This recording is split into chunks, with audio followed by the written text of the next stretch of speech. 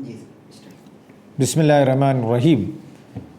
ऐसे तलबा जो तालीमी एतबार से कमज़ोर हैं या जिनके अंदर लर्निंग गैप महसूस किया जा रहा है या जो ड्रॉप आउट का शिकार हो चुके हैं, उनके लिए एक तालीमी निज़ाम हमने वज़ा किया है जिसका नाम है academic intensive care unit AICU। ICU तो आप जानते हैं हॉस्पिटल में इस्तेमाल होने वाली ये इस्तिलाह है, इंटेंसिव केयर यूनिट। ऐसे मरीज़ जिन्हें इंतहाई निगहदाश्त की ज़रूरत होती है उन्हें एक मखसूस वार्ड में रखा जाता है, उसे हम ICU कहते हैं। इसी तरह एकेडमिक यानी तालीमी एतबार से जिन्हें इंतहाई निगहदाश्त की ज़रूरत पड़ती है उसे हम AICU कहते हैं। सिंपल सा मेथड है, ये मेथड हर जगह इस्तेमाल होता है, लेकिन हमने थोड़ा सा इसको प्रोफेशनली और साइंटिफिकली डिज़ाइन कर दिया है। आमतौर पर हम ये देखते हैं कि कमज़ोर तलबा जब इम्तहानात में नाकाम हो जाते हैं, फ़ेल हो जाते हैं, तो उन्हें स्पेशल क्लासेस ली जाती है इम्तहानात के बाद। इम्तहानात के बाद जो स्पेशल क्लासेस ली जाती हैं उसमें फ़ायदे भी हैं और बहुत सारे नुकसानात भी हैं। बहुत सारे नुकसानात में एक नुकसान ये है कि आप 1 साल तक बच्चे को ऐसे ही बिठा रहे हैं क्लास में और उसे मजबूर कर रहे हैं कि पढ़े, जबकि उसको समझ नहीं आ रहा है।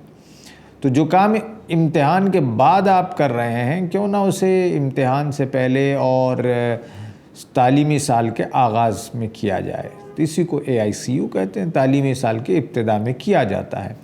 अब इसे कैसे किया जाता है हम आपको बताएंगे, और अगर आप इसे अपने क्लासेस में, अपने स्कूल में इम्प्लीमेंट करेंगे तो डेफिनेटली इसका फ़ायदा होगा।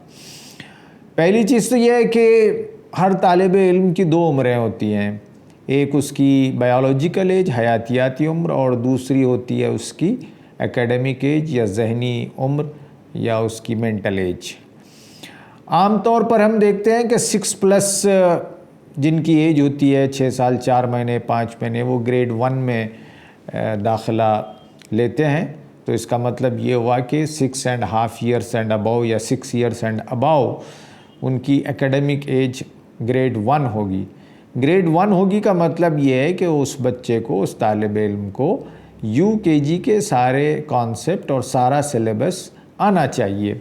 अगर वो UKG का सारा सिलेबस अच्छा जानता है, पढ़ लेता है, तो फिर वो ग्रेड 1 में अच्छा परफॉर्म करेगा, वरना उसको मुश्किल पेश आएगी। तो इस तरह अगर किसी की उम्र हयातियाती 7 ईयर्स है, 7 ईयर्स एंड अबव, तो वो ग्रेड 2 उसकी एकेडमिक एज है, और अगर वो ग्रेड 2 में है तो उसको ग्रेड 1 की सारी चीज़ें, सारा सिलेबस आना चाहिए, बिलखुसूस मैथमेटिक्स, साइंस और लैंग्वेज।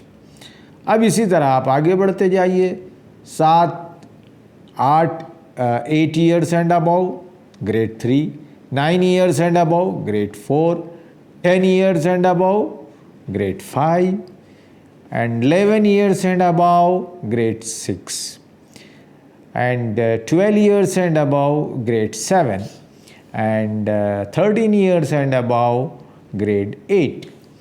तो ग्रेड 8 में बच्चा 13 साल में होना चाहिए। लेकिन यहाँ ये एग्ज़ाम्पल हम लेते हैं और आगे बढ़ते हैं। लेकिन मान लीजिए बच्चा एक 13 साल का हो चुका है और वो ग्रेड 8 में है, लेकिन उसे ग्रेड 8 की मैथमेटिक्स नहीं आती है, बल्कि उसे ग्रेड 6 की मैथमेटिक्स आती है। तो हम कहेंगे कि बच्चे की बायोलॉजिकल एज तो 13 ईयर्स एंड अबव है, लेकिन उसकी जो मेंटल एज है, उसकी जो एकेडमिक एज है विथ रिगार्ड टू मैथमेटिक्स, वो ग्रेड 6 की है। अब आप देखिए कि बच्चे की मेंटल एज और उसकी और उसकी बायोलॉजिकल एज दोनों में सिंक होना चाहिए, मुताबिकत होना चाहिए। 13 साल के बच्चे को ग्रेड 8 की सारी चीज़ें मालूम हों। अगर ग्रेड 8 का नॉलेज नहीं है, यानी कि ग्रेड 7 का नॉलेज नहीं है ग्रेड 8 के लिए, तो बच्चे में लर्निंग गैप है। इसी को लर्निंग गैप कहते हैं। हमने जो अभी मिसाल दी उसमें हमने देखा कि बच्चे को ग्रेड 7 के सारे कॉन्सेप्ट नहीं आते हैं मैथमेटिक्स के, उसको आते हैं ग्रेड 6 के। तो उस बच्चे का जो लर्निंग गैप है वो 1 साल का है। अगर हम बच्चों का टेस्ट लेंगे तो बास का गैप 1 साल का नज़र आएगा, बास का 2 साल का नज़र आएगा। हमने देखा ग्रेड 8 ईयर्स के कई बच्चे ऐसे हैं जिनका गैप 5-5 साल का होता है। यानी बच्चा है तो ग्रेड 8 में, लेकिन मैथमेटिक्स के एतबार से वो ग्रेड 3 के लायक है। तो इसके अंदर जो गैप है मैथमेटिक्स को लेकर वो 5 साल का है। इसी तरह बाज़ वक्त लैंग्वेजेस में तो मैथ से ज़्यादा गैप होता है, 6 साल का भी हो जाता है, 7 साल का भी होता है। यानी बच्चा आ गया है ग्रेड 8 में लेकिन उसको सेंटेंसेस बनाने नहीं आ रहा, 3 लेटर वर्ड्स 4 लेटर वर्ड्स वो बना नहीं पा रहा है, पढ़ नहीं पा रहा है, तो वो तो हो गया ग्रेड 2 में। तो इसका मतलब लैंग्वेज के एतबार से उसका जो लर्निंग गैप है वो 6 ईयर्स का है या 5 ईयर्स का है। तो ये जो लर्निंग गैप है इसको पुर करना ज़रूरी है। अगर इस लर्निंग गैप को आप रिड्यूस नहीं करेंगे, इस लर्निंग गैप को दूर नहीं करेंगे, तो बच्चा आपका परफॉर्म नहीं करेगा और बच्चे पर आप जुल्म कर रहे हैं। अगर आप ये लर्निंग गैप ख़त्म कर देंगे तो वो बच्चे जिनको आप कमज़ोर समझ रहे हैं वो टॉपर बन जाएंगे, नीट क्वालिफाई करेंगे। उनके साथ जुल्म हो रहा है, उनके साथ सही सिस्टम फॉलो नहीं हो रहा, इसलिए वो परफॉर्म नहीं कर पा रहे हैं। तो इस लर्निंग गैप को दूर कैसे किया जाए? पहले तो ये है कि उनकी मेंटल एज मालूम की जाए कि उनके अंदर कितना गैप पैदा हो गया है। इसको हम कहते हैं बेस लाइन। बच्चों की बेस लाइन मालूम की जाए कि वो 13 साल की उम्र में किस बेस लाइन पे खड़ा है। इसको मालूम करने के बहुत सारे तरीक़े हैं। टीचर्स जो स्कूल में जहाँ बच्चा पढ़ रहा है उसको जब देखते हैं, बच्चे को चंद सवालात पूछ लेंगे तो वो अंदाज़ा कर लेते हैं कि ये बच्चे को किस ग्रेड की मैथमेटिक्स आती है, इसकी लैंग्वेज स्किल क्या है, ज़ुबान की स्किल क्या है। आम तौर पर टीचर्स इतने ज़हीन होते हैं, क्लास टीचर्स के बता देते हैं कि इस बच्चे में इतना गैप है।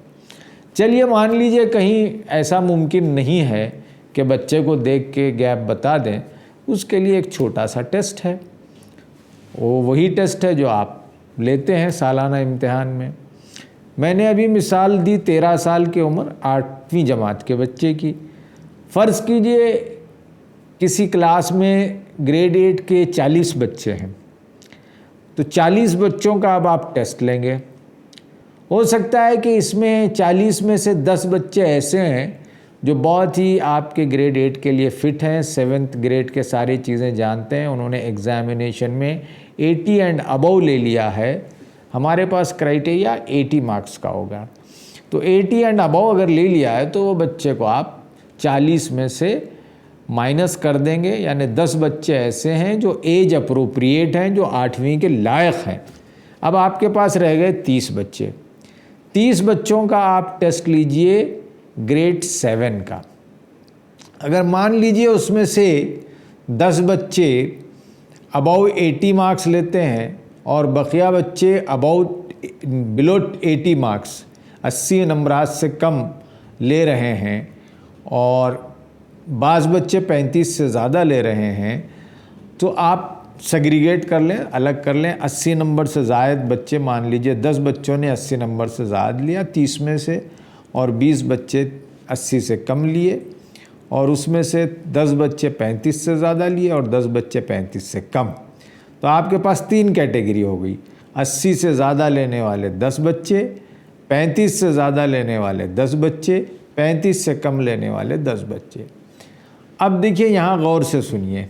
आमतौर पर होता ये है कि 35 से जो ज़्यादा नंबर ले लेते हैं उन बच्चों को प्रमोट कर दिया जाता है, पास कर दिया जाता है। लेकिन AICU में आप 35 नंबर लेने वाले बच्चे को पास नहीं करेंगे। ओके, अब हम जो मिसाल ले रहे हैं इसमें 35 से अबव नंबर लेने वाले 20 बच्चे हैं। 80 से ज़्यादा 10, 35 से ज़्यादा 10, दोनों मिला लेंगे 20 हो जाएंगे। अब इन 20 बच्चों में से हम सिर्फ 10 बच्चे जो 80 से अबव लिए हैं उन्हें ये समझेंगे हम कि ये 7वीं के लायक हैं। नहीं सॉरी, 8th के लायक हैं, क्योंकि 7th का एग्ज़ाम उन्होंने पास कर लिया है 80 के अबव नंबर से। लेकिन इन्हें भी हम डायरेक्ट नहीं भेजेंगे 8th को, क्योंकि 80 एंड अबव लिया है, 100 नहीं लिया है। जो 100% मार्क्स लिया है वो चला जाएगा स्ट्रेट अवे ग्रेड 8 में। लेकिन अगर मान लीजिए कोई 81 मार्क्स लिया है तो उसका मतलब ये है कि वो बच्चा 19 मार्क्स नहीं लिया। क्यों नहीं लिया, कहाँ उसने गलती की, किस चीज़ को नहीं समझा, किस कॉन्सेप्ट को नहीं समझा, वो उसे समझाया जाएगा, उसे तैयार किया जाएगा, फिर उसे प्रमोट कर दिया जाएगा और उसको 8 में बिठाया जाएगा। अब आइए, रह गए आपके पास 20 बच्चे। 20 में से 10 ने 35 के अबव लिए हैं, इन्हें भी पास नहीं किया जाएगा। ओके, क्योंकि ये बच्चे जानते कम हैं और ज़्यादा नहीं जानते हैं।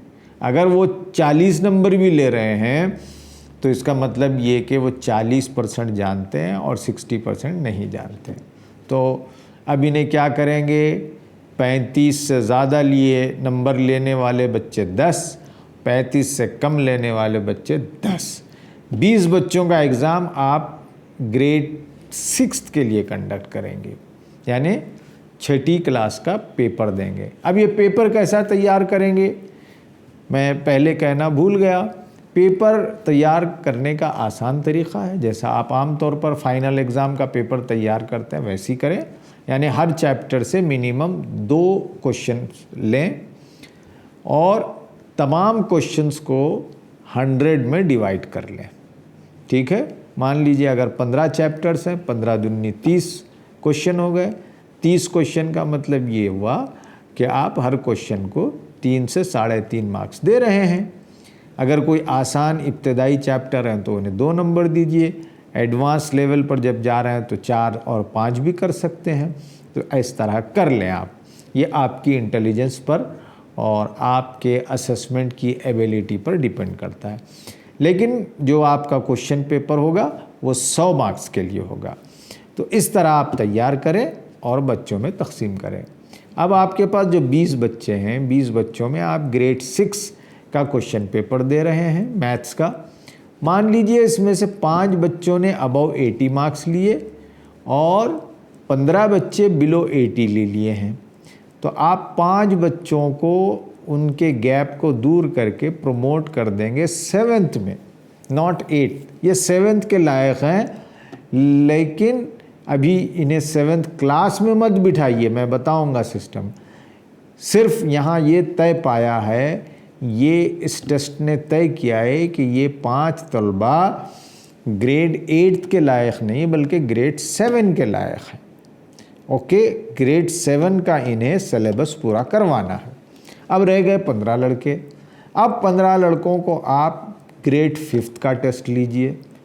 मान लीजिए उसमें से आपके 10 बच्चों ने अबव 80 मार्क्स लिए, तो ये बच्चे ग्रेड 5 को क्वालिफाई किए हैं लेकिन ग्रेड 6 के सिलेबस से नावाकिफ़ है।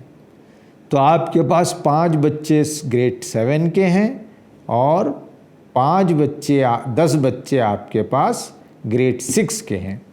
अब रह गए 5 बच्चे।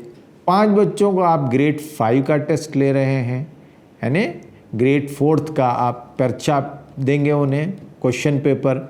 अगर वो बच्चे कोई ग्रेड 4 के क्वेश्चन पेपर में 80% एंड अबव मार्क्स लेते हैं तो ये सारे 5 बच्चे 5 स्टूडेंट वो ग्रेड 6 के लायक हो गए। ओके, तो अब आपके पास जो ग्रुप है लर्निंग गैप वाले बच्चों का, 5 ग्रेड 7, 10 ग्रेड 6 और 5 ग्रेड 5। तो इस तरह 3 आपके पास कैटेगरीज हो गई हैं। अब इन 3 कैटेगरीज को आप AICU में रखें। AICU में कैसे रखेंगे? किसी खाली क्लासरूम, किसी खाली जगह पर बच्चों को राउंड बिठा देंगे। एक आपके पास 5 का ग्रुप है, 10 का ग्रुप है और 5 का ग्रुप है। अक्सर AICU में मैक्सिमम बच्चे 6 होते हैं। ओके, बहरहाल कोई रूल नहीं है।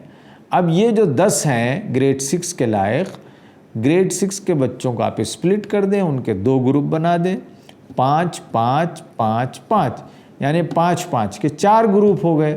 4 ग्रुप को आप एक कमरे में बिठा रहे हैं और एक टीचर उसमें उनकी निगरानी कर रही है, उनकी मेंटरिंग कर रही है, उनको पढ़ा रही है। अब इनका ये जो AICU है वो मिनिमम 1.5 घंटे का होना चाहिए। अब 1.5 घंटे का जब होगा, एक ही क्लास में चलेगा वो टीचर जो AICU कंडक्ट कर रही है पहले ग्रुप में जाएगी जो ग्रेड 7 का है, 5 बच्चे हैं, वहाँ उन बच्चों को ग्रेड 7 की मैथमेटिक्स पढ़ा रही हैं, चैप्टर 1 पढ़ाया, समझाया, क्लास वर्क दिया, फिर दूसरे ग्रुप में आ गई। दूसरा ग्रुप ग्रेड 6 का है, 5, वहाँ पढ़ाया, क्लास वर्क दिया, फिर थर्ड ग्रुप में आ गई। थर्ड ग्रुप भी ग्रेड 6 का है, फिर ग्रेड 5 के ग्रुप में आ गई जो अगेन 4th ग्रुप है 5 बच्चों का।